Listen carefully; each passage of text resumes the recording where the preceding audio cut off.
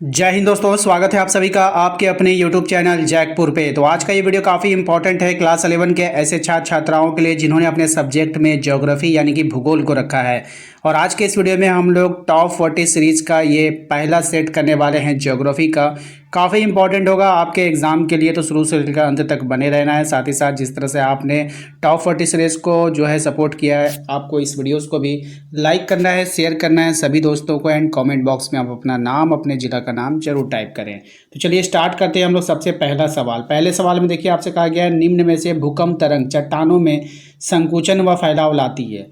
कौन सी ऐसी भूकंप तरंग है जो चट्टानों में संकुचन और फैलाव लाएगी? तो राइट आंसर हो जाएगा आपका पी तरंग, ऑप्शन नंबर ए। दूसरे सवाल पे आते हैं। हमारा दूसरा सवाल है कि सबसे तीव्र गति वाली भूकंप तरंग कौन सी है?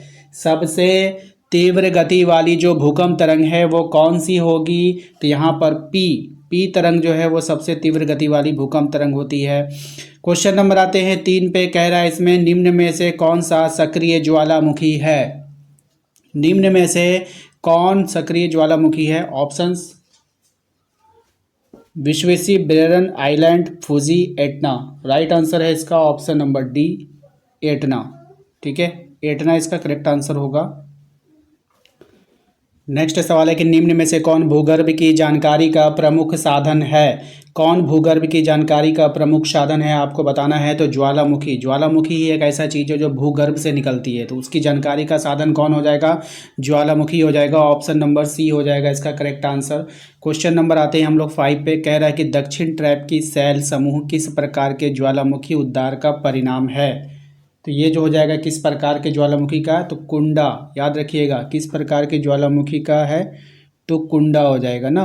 दक्कन ट्रैप, कुंडा नहीं होना चाहिए, यहाँ पे मुझे थोड़ा सा मिस्टेक लग रहा है कि दक्षिण ट्रैप सेल, दक्षिण नहीं होगा यहाँ पे, क्वेश्चन भी गलत है यहाँ पर। ये क्वेश्चन नंबर 5 टोटल मिस्टेक हो चुका है। ठीक है, यहाँ पे इसको आप, यहाँ पे मैं मौखिक बता देता हूँ कि ये जो है आपका दक्कन ट्रैप की सेल होगा, यहाँ पे क्या हो जाएगा आपका दक्कन हो जाएगा। ठीक है, याद रखिएगा दक्कन ट्रैप की सेल समूह किस प्रकार के ज्वालामुखी उद्गार का परिणाम है आपको बतानी है। तो इसका जो राइट आंसर हो जाएगा वो हो जाएगा आपका सिल्ड।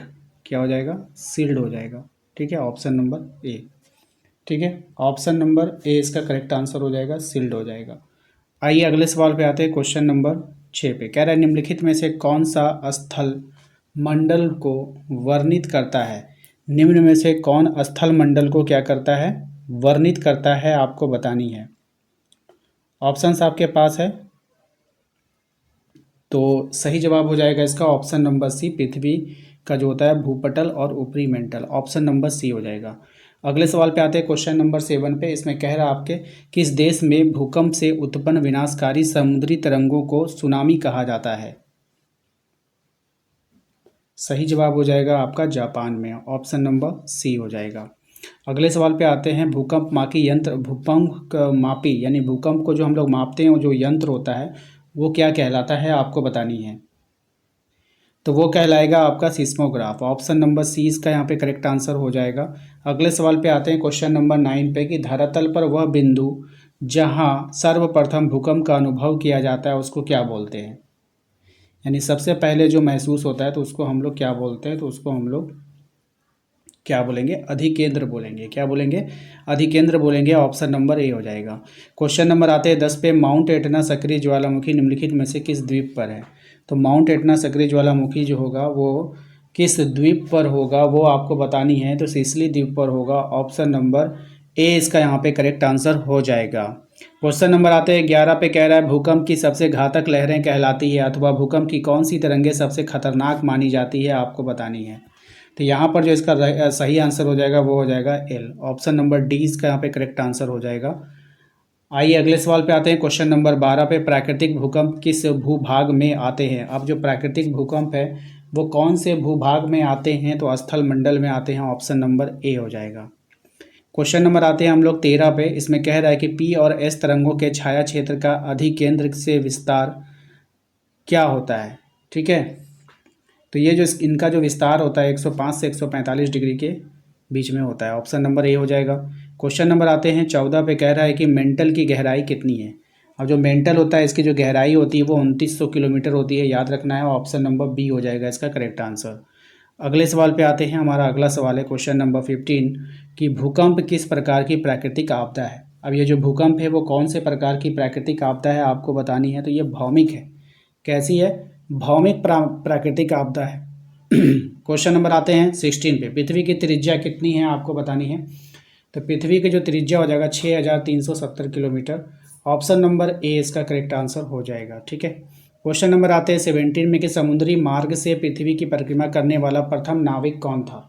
तो ये था आपका मैगलन। कौन था? मैगलन था। ऑप्शन नंबर बी हो जाएगा इसका करेक्ट आंसर। क्वेश्चन नंबर आते हैं 18 पे कि जलवायु दूरी मापने की इकाई निम्न में से क्या है। अब जलवायु दूरी तो कुछ होता नहीं है, तो यहाँ पर क्या होना चाहिए, ये थोड़ी सी सोचने वाली बात है। यहाँ पर होगा खगोलीय दूरी। ठीक है, ध्यान रखिएगा। यहाँ पे क्या हो सकता है? खगोलीय दूरी, है ना। खगोलीय दूरी मापने की सबसे क्या हो जाएगा? खगोलीय दूरी को मापने की इकाई निम्न में से क्या है आपको बताना है। तो प्रकाश वर्ष। क्या हो जाएगा? प्रकाश वर्ष। तो जलवायु दूरी तो कुछ होता नहीं है, तो प्रिंटिंग मिस्टेक है यहाँ पे। ठीक है, टाइपिंग मिस्टेक हो सकता है। कोलंबस ने अमेरिका की खोज कब किया था। तो कोलंबस ने अमेरिका की खोज किया था, ये किया था 1492 में। कब किया था? 1492 में किया था, याद रखना है। रसेल ने कौन सी परिकल्पना दी थी। तो रसेल ने जो परिकल्पना दी है वो है द्वैतारक परिकल्पना। Option number A.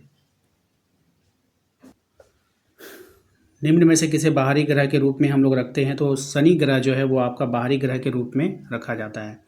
Question number आता है 22 में। देखिए, कह रहा है इसमें पृथ्वी अपने अक्ष पर किस दिशा में घूमती है। तो पृथ्वी जो अपने अक्ष पर घूमती है वो पश्चिम से पूर्व की ओर घूमती। इंपॉर्टेंट सवाल रहेगा आपके एग्जाम के लिए। अगले सवाल पे आते हैं, तारों का निर्माण कितने अरब वर्ष पूर्व हुआ है।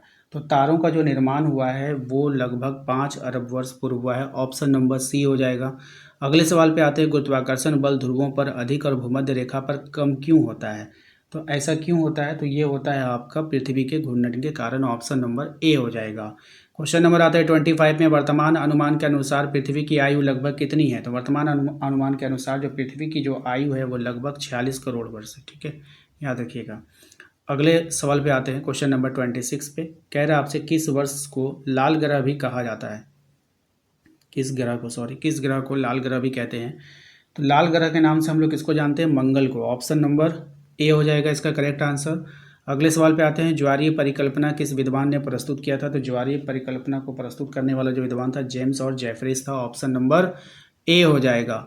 क्वेश्चन नंबर आता है 28 पे कि पृथ्वी का प्राकृतिक उपग्रह कौन है। पृथ्वी का प्राकृतिक उपग्रह कौन है। तो देखिए, पृथ्वी का जो प्राकृतिक उपग्रह है वो चंद्रमा हो जाएगा। ऑप्शन नंबर सी हो जाएगा।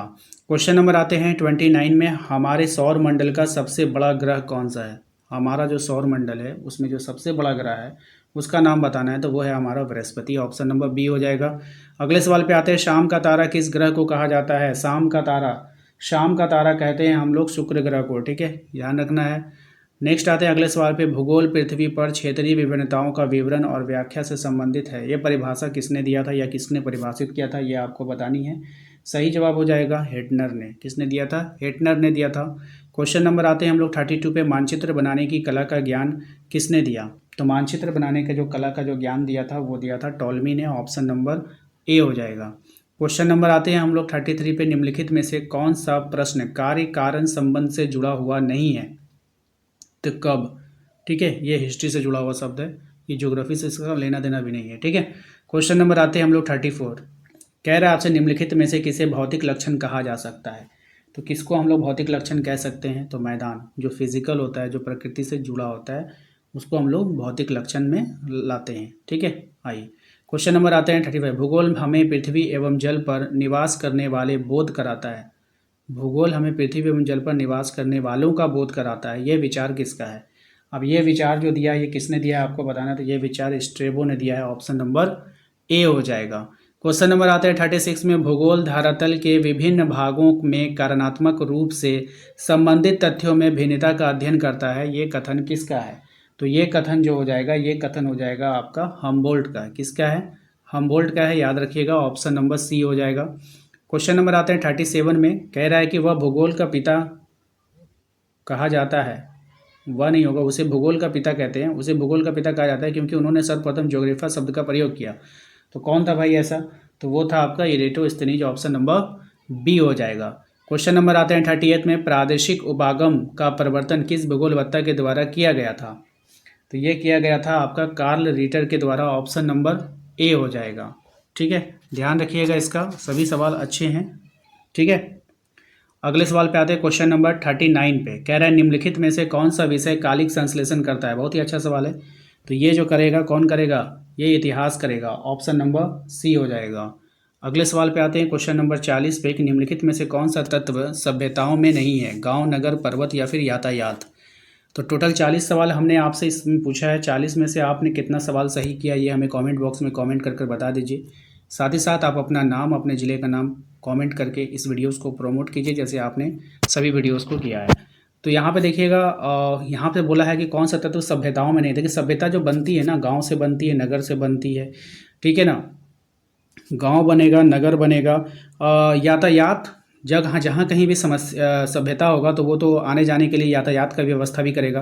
तो लेकिन पर्वत ये जो है उसकी सभ्यताओं में नहीं आता है। पर्वत तो मतलब आदि अदम अदम क्या बोलते हैं उसको, अनंत से है अनंत तक रहेगा। पर्वत जैसे है वैसे रहेगा जब तक हम लोग उसको नष्ट नहीं करते। ठीक है, तो ये सभ्यताओं का पार्ट नहीं है। ऑप्शन नंबर सी इसका करेक्ट आंसर हो जाएगा। आशा करते हैं आप लोगों को आज का ये वीडियो जरूर पसंद आया होगा। तो सब लोग को लाइक करना है, शेयर करना है सभी दोस्तों को। Thank you.